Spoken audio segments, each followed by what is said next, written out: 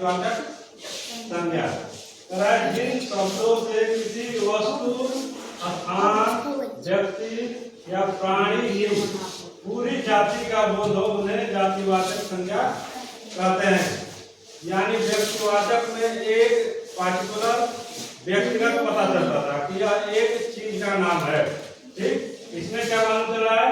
इसमें पूरी जाति का ही मालूम चल रहा है। जैसे मोर है ना, और मोर तो एक पूरी जाति है ना, केवल एक ही मोर तो होगा नहीं।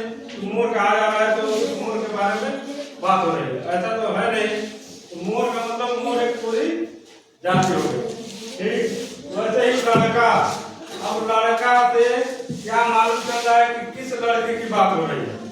मतलब कह रहा है कि लड़के का है तो लड़का का मतलब ममतेश हुआ कि विद्याराम हुआ, कौन सा लड़का? लड़का से पूरे लड़के की जाति का मालूम चल रहा है ना, कि सभी लड़कों की जाति हो गई। वैसे नदी भी जातिवाचक, नदी से एक पूरी नदी जाति का मालूम चल रहा है। अगर नदी में पार्टिकुलर नाम नहीं लिया जाता, जैसे गंगा, तो गंगा अगर कह दिया जाता तो मालूम चल जाएगा ना कि नदियों में एक नदी बहती है जिसका नाम है गंगा। ठीक, तो गंगा कहते तो अब व्यक्ति का व्यक्तिवाचक हो जाता।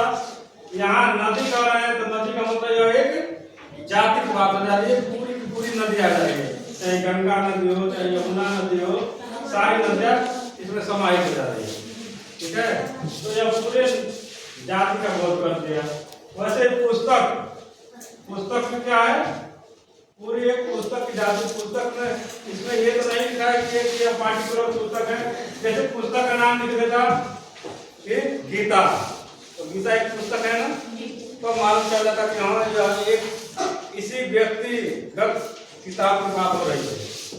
तो उसमें वह व्यक्तिवाचक संज्ञा हो जाता है। इसमें है कि किताब दे दिया है, किताब अगर पुस्तक की जगह किताब कर दे तो किताब में तो गणित का भी किताब होता है, हिंदी का भी किताब होता है, इतिहास का भी किताब होता है। ठीक, तो ये सब हो गए जातिवाचक संज्ञा।